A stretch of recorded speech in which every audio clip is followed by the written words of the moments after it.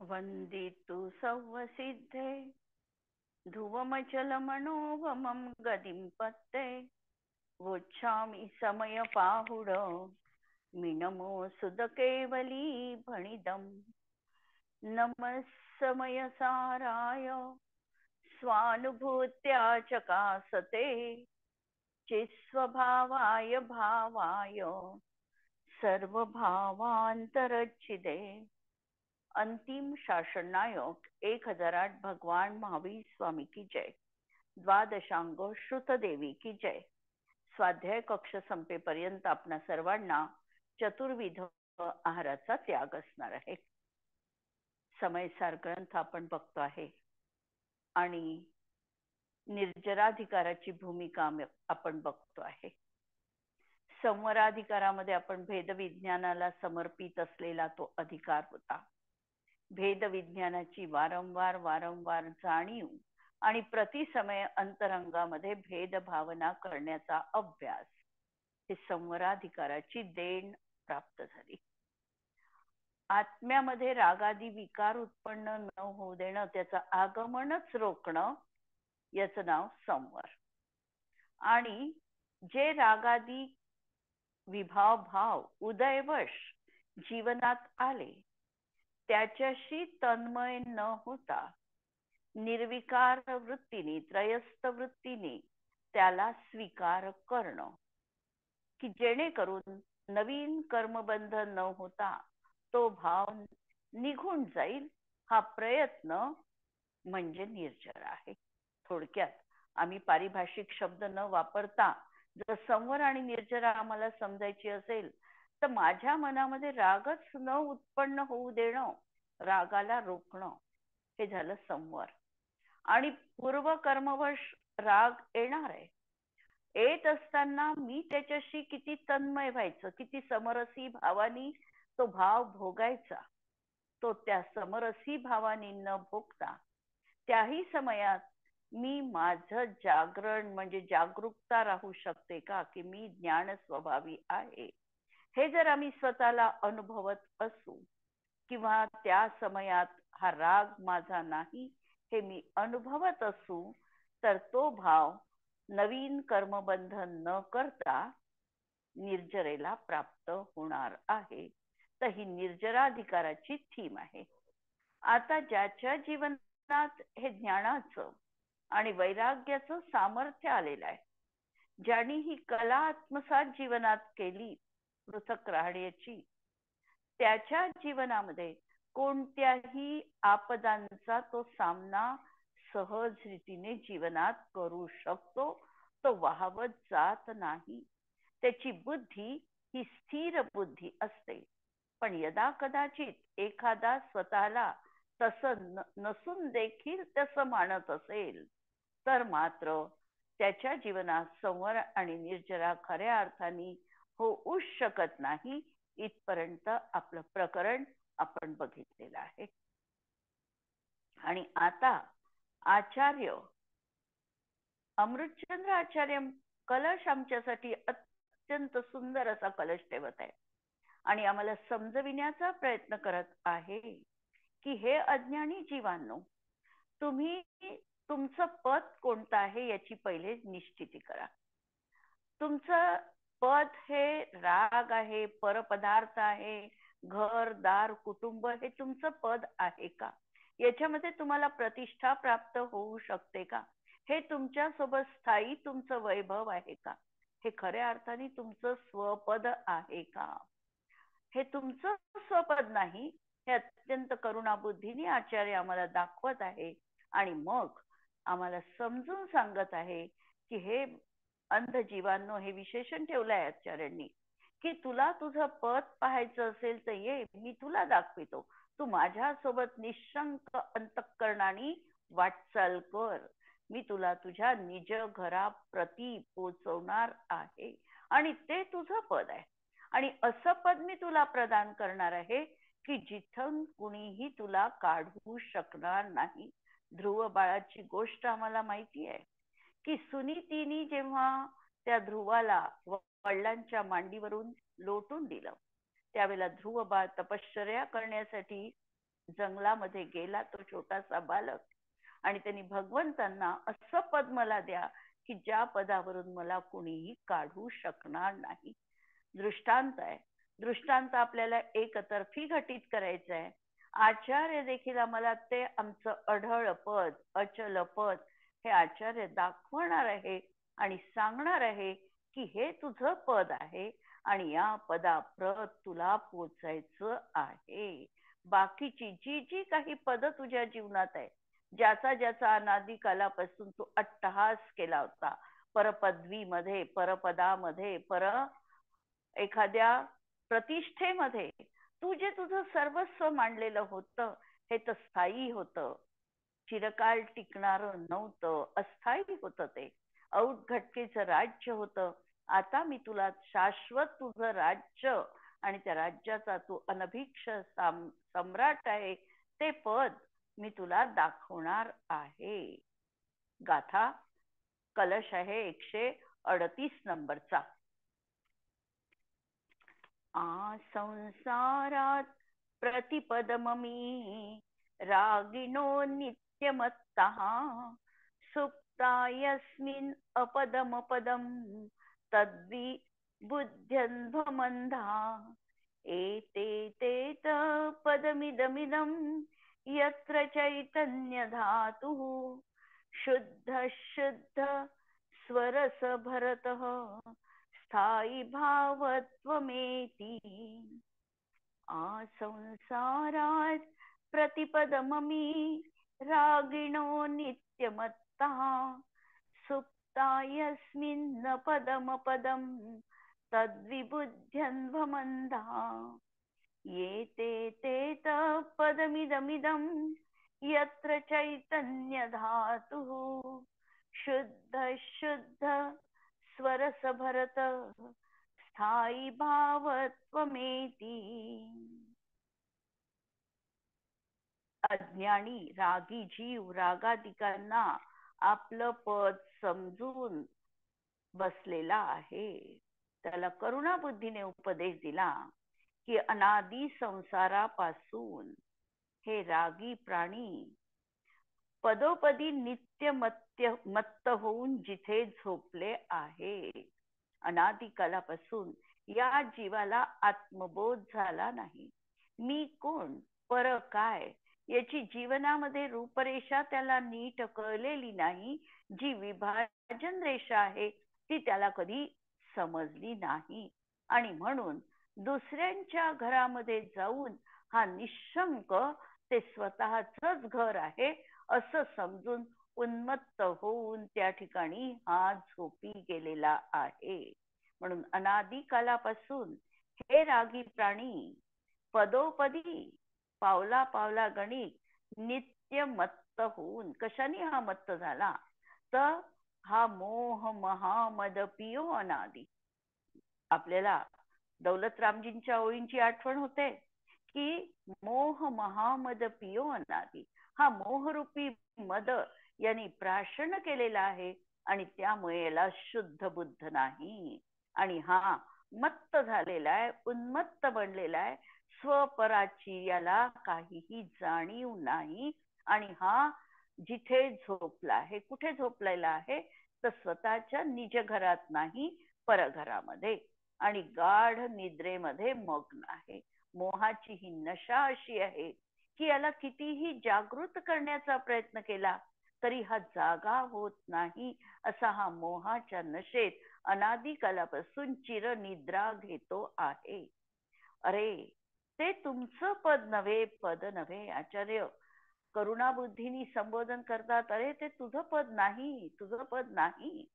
म्हणून हे अंध जीवांनो संबोधन ठेवलंय अंधा. हा अंध जीवांनो, अंध कशाने बनला? डोळे असूनही ज्ञान चक्षु याचे उन्मलित झाले नाही. म्हणून ज्ञानांजन शलाकया, ज्ञानांजन रूपी शलाका आम्हाला कधी मिळाली नाही आणि म्हणून आम्हाला काहीही योग्य काय अयोग्य काय, चांगलं वाईट हेय उपादेय याची जाणीव नाही आणि आम्ही अंधळे बनलेले आहे. अंधळे काही चक्षु इंद्रिय नाही म्हणूनच अंधळे नाही आहे. तर मदानी मत्त झालेला मनुष्य देखील अंध असतो. प्रेमाने देखील उन्मत्त झालेली व्यक्ती प्रेमाच्या जाळ्यामध्ये अंध असते. वात्सल्याने देखील अतोनात मुलांवर वात्सल्य आणि त्यामुळे देखील आई वडील मायेने देखील अंध बनू शकतात. या सगळ्यांसाठी हे एक संबोधन आहे की तुम्ही असं अंध जीवनात बनू नका. तुमचे ज्ञान चक्षु तुम्हाला उघडायचे. चर्मचक्षु असले काय नसले काय, या ज्ञान चक्षुंचा तुम्हाला उपयोग करायचा आहे. पण या ठिकाणी सांगतात की तुमचे ज्ञान चक्षुच बंद आहे, म्हणून हे अंध जीवांनो जागे व्हा, इकडे या, इकडे या. तुमचं पद हे आहे की जेथे शुद्ध, केवळ शुद्ध अशा चैतन्य धातू निजरसाच्या समूहाने स्थायीपणाला पावला आहे. आचार्य सांगतात की ज्या गटारामध्ये तू लोळत आहे ते तुझं स्थान नाही. तुझं स्थान तर प्रासादात आहे. आणि तो प्रासाद बघ, तू डोळे बंद केले आहे म्हणून तुला समोरचा प्रासाद दिसत नाही आहे. तू डोळे उघड, थोडं इकडे नजर वळव, इकडे ये आणि बघ की हा तुझा शुद्ध आणि शुद्ध असा आत्मधातू, चैतन्य ज्ञातू धातू, न्यायकमय आत्मा हा नित्य तुझ्या जवळ विद्यमान आहे. जवळ नाही, तो तूच आहेस. असं आम्हाला हे स्वतःच निजपद आचार्य दाखवणार आहे. परम कृपाळू श्री गुरु अत्यंत करुणा बुद्धीने, जरी त्यांनी अंध हे आम्हाला संबोधन दिलं तरी ते टोचणार नाही आहे. कारण त्यांच्या मागे त्यांचं कारुण्य आहे, वात्सल्य आहे. आणि म्हणून ते संबोधन देखील आम्हाला टोचत नाही, उलट त्यांनी आम्ही खडबडून जागे होणार आहे. म्हणून अत्यंत करुणा बुद्धीने अज्ञानी जीवांना हाक मारून जागे करतात. हे जीव अनादीपासून रागाधिकांना आपले स्वरूप समजून, अतएव उपादेय समजून तेथे निश्चिंत सुस्त झोपले आहे. निश्चिंत आहे ते की इथून मला कोणी उठवणार नाही, हेच माझं सर्वस्व आहे आणि याच्यातच मला आनंद आहे हे समजून त्या ठिकाणी हे मत्त उन्मत्त होऊन सुप्त बनलेले आहे.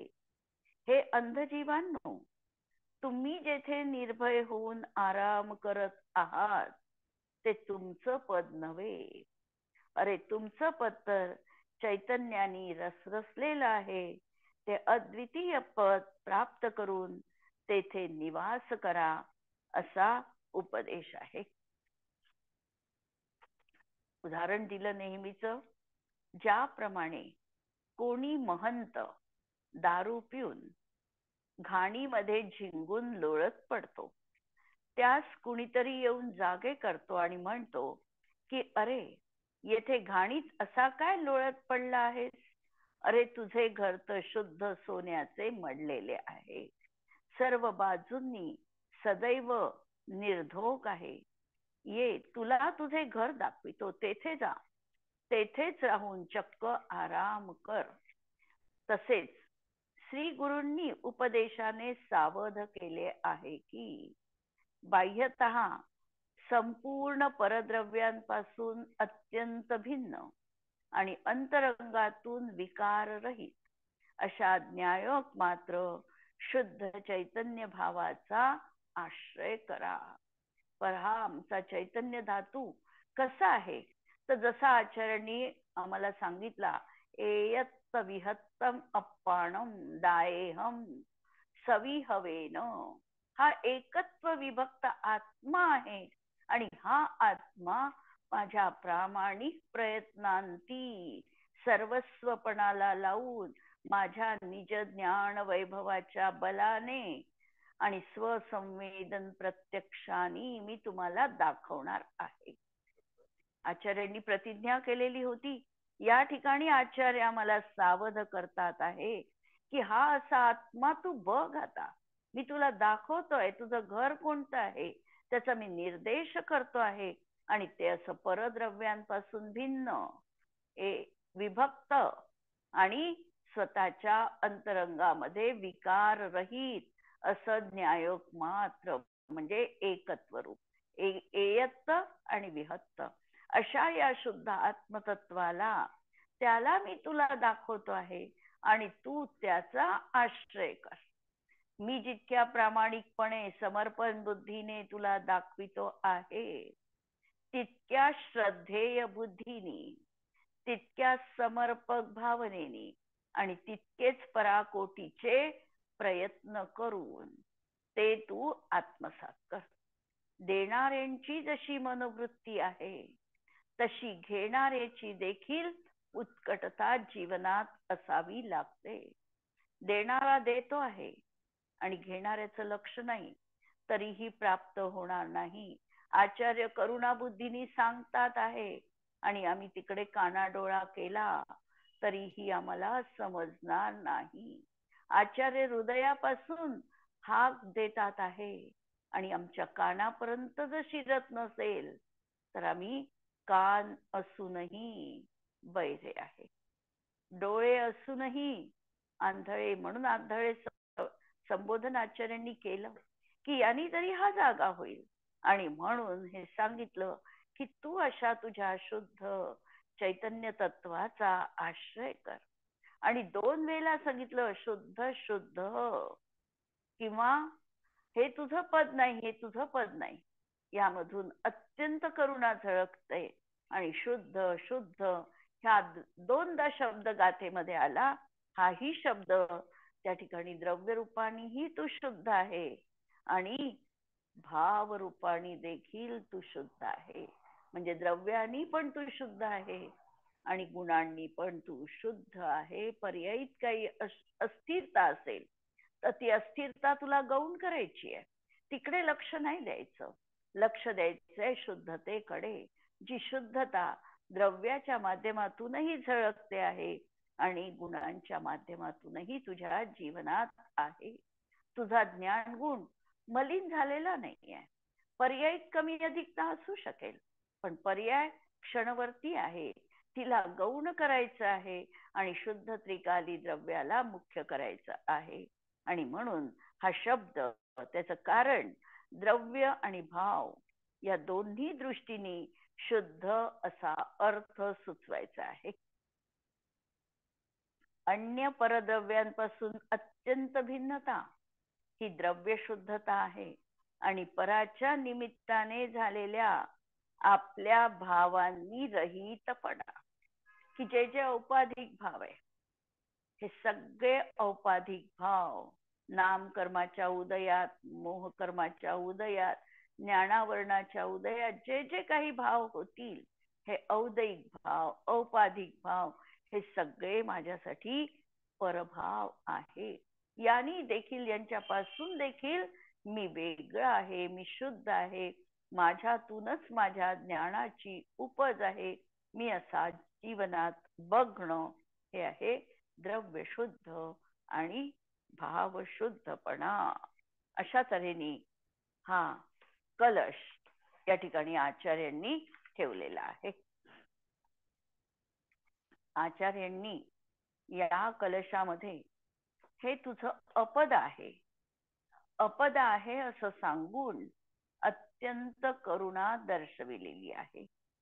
आचार्य म्हणतात, तुम्हाला आत्मदृष्टी प्राप्त झाली नाही.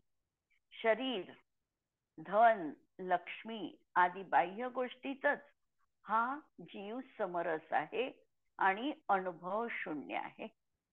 पर्याय दृष्टीने विमूढ आहे. तुमचे विवेक रूपी नेत्र, भेद विज्ञान रूपी चक्षु बंद आहे. का आहे? ज्ञान चक्षु आमचे बंद आहे, विवेक आमच्या जीवनात उरलेला नाही आणि भेद विज्ञानाची धारा पण आम्ही जीवनात स्वीकारली नाही. हे आम्ही बंद करून टाकलं. म्हणजे आम्हाला जिथून प्रकाश मिळेल, जिथून मला माझं पद दिसेल, ते दारच मी बंद करून टाकलेलं आहे. म्हणून आचार्य सांगतात की ते दार तू उघड, तुझ्या ज्ञानाचा प्रकाश तुला व्याप्त होऊ दे. म्हणून नरनारकादी पर्यायींना तुझं स्वतःचं रूप मानून त्यात तू मग्न आहेस, रागी आहेस, ज्या पदामध्ये हा जीव सुप्त आहे ते सर्व यासाठी अपद आहे. तू ज्या शरीराची दिनरात सेवा करतो ते अपद आहे. वाणी, महल, मकान, देवपद, राजपद हे सर्व अपद आहे. आणि या अपदांमध्ये तू शरण शोधतोस. या नाशवान पदार्थांना शाश्वत मानतोस. या पंचेंद्रियाच्या विषयात सुख मानतोस.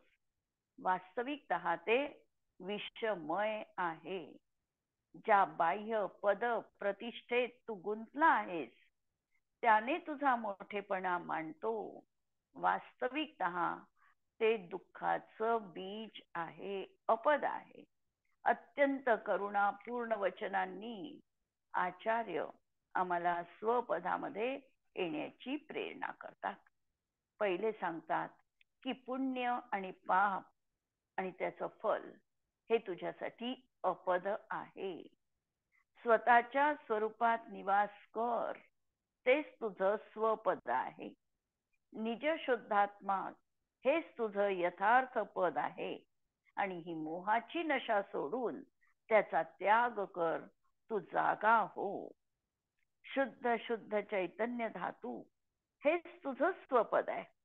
शुद्ध शब्दाचा उल्लेख डबल आचार्यांनी केलेला आहे. याचा अर्थ द्रव्यही शुद्ध आहे आणि गुणही शुद्ध आहे, किंवा पर्याय शुद्ध आहे असं म्हटलं तरी बिघडलं नाही. पण पर्याय म्हणत असताना आमची त्रिकाली कारण पर्याय, त्रिकाली कारण परमात्मा इकडे आम्हाला लक्ष द्यायचं आहे. म्हणून त्या दृष्टीने ते देखील आमचं शुद्ध रूप आहे. जर आम्हाला सुखी व्हायचे असेल तर स्वतःच्या अंतर आत्म्यामध्ये झाकावं लागेल. स्वतः आम्हाला आमचं अन्वेषण करावं लागेल. माझं सुख माझ्यातच आहे. सुखाचा शाश्वत सार हा मीच आहे. न्यायक स्वरूप आत्मा मीच आहे. याचाच आश्रय घेऊन मला माझ्या निज स्वभावाची प्राप्ती अवश्य होईल हे आम्ही बघणार आहोत. यावर पंडित बनारसजी दासजींनी नाटक समयसार मध्ये लिहिलं, जगवासी जीवनी सो गुरु उपदेश कहे. जगातील जीवांना गुरु उपदेश देतात. तुम्हे इहा सोवत अनंत काल बीते है. जागे भय सचेत चित्त समता समेत सुनो. तुम्ही जाग व्हा आणि चित्त समता पार्श्वभूमीवर ठेवून माझं म्हणणं ऐका. थोडक्यात, कानांनी नका ऐकू नुसतं, तर हृदयाचे कान करून मी काय म्हणतो हे श्रवण करा. म्हणजे या कानांच्या माध्यमातून जे पीयूष आम्हाला प्राप्त झालं हे आमच्या हृदयापर्यंत आम्हाला झिरपणार आहे. केवल वचन जामे अक्षर रस जीते है. ज्यात केवळ इंद्रिय रस जिंकण्याची गोष्ट आहे, किंवा जे ऐकल्यानंतर इंद्रियांना जिंकण्याची विधी ज्ञात होईल. केवल वचन जामे अक्षर रस जीते है और मेरे निकट बताऊ मैं तुम्हारे गुण. तू माझ्या जवळ बैस. आणि जवळ बसण्यामध्ये एक प्रकारची आत्मीयता आहे. अगदी लागून आम्ही जेव्हा बसतो त्यावेळेला आत्मीय भाव, सहज अंतःकरणाची शुद्धता त्यांच्या जीवनात जी आहे ती माझ्याही जीवनात मला वाटायला लागते. कारण गुरु सानिध्य असं आहे की त्या शुद्धतेची जी आभा आहे ती आमच्यापर्यंत देखील सहज पोचते. गुरूंच्या त्या चारी बाजूंनी त्यांची जी आभा विखरित होते, जी ऊर्जा विखरित होते, ती डोळ्यांच्या माध्यमातून, हातांच्या माध्यमातून, स्पर्शाच्या माध्यमातून खऱ्या भक्तापर्यंत निश्चितपणे पोचते. आणि म्हणून आचार्य म्हणतात आहे की आओ मेरे निकट, माझ्या जवळ बैस, बताऊ मैं तुम्हारे गुण, परम सुरस भरे करम सो रीते है. परम सुरस भरे कर्मसो रीते है, तू अगदी स्वभावानी परिपूर्ण आहे आणि कर्म तुझ्यामध्ये नाही. ऐसे बैन कहे गुरु तो तेन धरे उर, असे वचन आचार्य तुला वारंवार वारंवार सांगत आहे. ऐसे बैन, बैन म्हणजे वचन, कहे गुरु तो तेन धरे उर, आणि ते मात्र तू हृदयात धारण करत नाही. आचार्य सांगतात आहे, आम्हाला प्रेरणा देतात आहे, आणि आम्ही ते वचन ऐकत नाही. मित्र कैसे पुत्र, किधो चित्र कैसे चिते है. या शब्दाचा अर्थ आहे की ज्याप्रमाणे चित्रामधला मनुष्य किंवा मातीच्या पुतळ्याला कितीही उपदेश दिला तर तो जसा निरर्थक असतो, त्याप्रमाणे हा गुरूंचा उपदेशाचा याच्यावर काहीही फरक पडत नाहीये. म्हणून आचार्य आम्हाला आमचं पद दाखविण्यासाठी आम्हाला जागं करतात आहे. आम्हाला चित्रातला मनुष्य बनायचं नाही किंवा मातीचा ढेला बनायचं नाही. आम्हाला तो उपदेश आमच्यामध्ये सर्वस्वानी ग्रहण करायचा आहे. यावर टोडरमलजींनी देखील म्हटलेलं आहे की एखाद्या दरिद्री पुरुषाला चिंतामणी रत्न मिळाले, पण ते चिंतामणी रत्न तो अवलोकन पण करत नाही. हातामध्ये काच समजून त्याला फेकून देतो, किंवा हे खरंच चिंतामणी रत्न आहे असं त्याला वाटत नाही, अवलोकन पण करत नाही किंवा तिकडे बघत पण नाही. आणि दुसरं उदाहरण सांगितलं, किंवा एखादा कोडी मनुष्य, कोड आलेला आहे आणि त्याला जर कोणी अमृतपान करवत असेल आणि त्याला सांगेल की हा तुझा कोड क्षणार्धात नष्ट होतो, पण त्यांनी अट्टहासानी मी हे करणार नाही असं म्हणावं. संसारात पीडित व्यक्तीला सुगम मोक्ष मार्गाचा उपदेश सहज मिळाला. आज आम्ही बघतो अत्यंत दुर्धर काळ आहे. पंचम काल, दुष्मा काळ आमचा सुरू आहे. पण या दुष्मा काळातही अत्यंत सुवर्ण संधी आम्हाला प्राप्त झालेली आहे की आम्हाला गुरु उपदेश मिळतो आहे, गुरु वचन आमच्यापर्यंत पोहोचत आहे. मोक्षाचा मार्ग आज अनेक तऱ्हेने सुगम झालेला आहे. जर 50 वर्षापूर्वींचा आम्ही विचार केला असता किंवा टोडरमलजी ज्या काळातून गेले 300 वर्ष आधी, तेव्हाचा जर आम्ही विचार केला तर आम्हाला दिसतं की टोडरमलजींना ज्ञान ग्रहण करण्यासाठी किती प्रयत्न करावे लागले. त्यांना जयपूर शहरामधून मूळ बिद्री पर्यंत यावं लागलं. तेव्हा आवागमनाची साधनं सुलभ नव्हती. अनेक प्रकारच्या संकटांना त्यांचा सामना करावा लागला आणि रस्त्यामध्ये किती जणांचा मृत्यू झाला. असं सगळं करून ते मूळ बिद्री पर्यंत पोहोचले, परंतु त्यांनी देखील ते ग्रंथ जयपूरला नेण्याची परमिशन दिली नाही. याचा परिणाम असा झाला, आणि कन्नड भाषा येत नव्हती. कन्नड भाषेमध्ये ग्रंथ संपदा. आता काय करायचं, त्यांना ती भाषा समजून घ्यावी लागली. त्याचं हिंदीमध्ये किंवा त्यांनी ढुंडारी भाषेमध्ये सगळं काही लिहिलं. एवढ्या कठीण परिस्थितीमध्ये हे सगळं ज्ञान, आत्मज्ञान हे आमच्यापर्यंत आज सहज रीतीने पोचलेलं आहे. आम्हाला माहिती असेल, षटखंडागम ज्या वेळेला लिखित रूपात लिहिण्याचा निर्णय केला गेला, अमरावतीचे हिरालालजी जैन, डॉक्टर हिरालालजी जैन म्हणून एक साहित्यिक होते, आणि त्यांनी प्रथमतः हा षटखंडागम हिंदीमध्ये म्हणजे अनुवाद करण्याचा किंवा लिखित म्हणजे पुस्तक रूपाने छापण्याचा निर्णय घेतला गेला. यावेळेला अनेक लोकांकडून याला विरोध झाला की शास्त्र हे छापखान्यामध्ये जाऊ नये, ते छापल्या जाऊ नये, तो शास्त्राचा अविनय आहे, ते लिहायचं असेल तर हस्तलिखितच लिहिल्या जावं. अनेक तऱ्हेचे विरोध त्या ठिकाणी पत्करून पहिल्यांदा तो षटखंडागम ग्रंथ छापील रूपामध्ये आम्हाला प्राप्त झाला. हे असे एवढे सगळे त्यावेळेला आमच्या जीवनामध्ये आम्हाला ती साधन सामग्री उपलब्ध नव्हती. पुस्तकांची दुर्मिळता होती.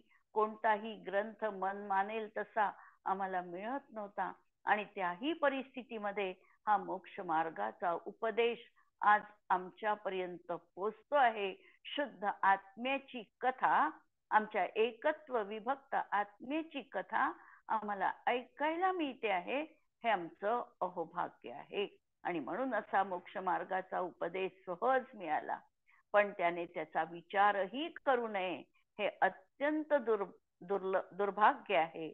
आणि यावर आचार्यांना दया येते. यावर पंडित दौलतरामजींच्या ओळी देखील आम्हाला आठवतात की कहा रचो परपद में न तोरो, पद यहे क्यों दुख सहे, अब दौल हो सुखी स्वपद रची, दाव मत चुको यहे. याप्रमाणे आचार्य सांसारिक अपदांपासून विरक्त होऊन निज पदामध्ये येण्याची प्रेरणा करतात. आणि अशा नंतर या कलशानंतर प्रश्न उठणं स्वाभाविक आहे की हे जर आमचं पद नाही तर आमचं पद नेमकं काय आहे. याच्या समाधानार्थ कुंद कुंद आचार्य गाथा आम्हाला ठेवणार आहे. ती आपण सोमवारच्या प्रवचनात बघू. जिनवाणी के ज्ञान ते सूझे लोकालोक, सो जिनवाणी मस्तक नमो सदा देत हूँ को. नमो अरिहंताणम नमो सिद्धाणम नमो आयर्याणम नमो वज्रायाणम नमो लोए सव्वसाहूनम. सर्वांना जय जिनेंद्र.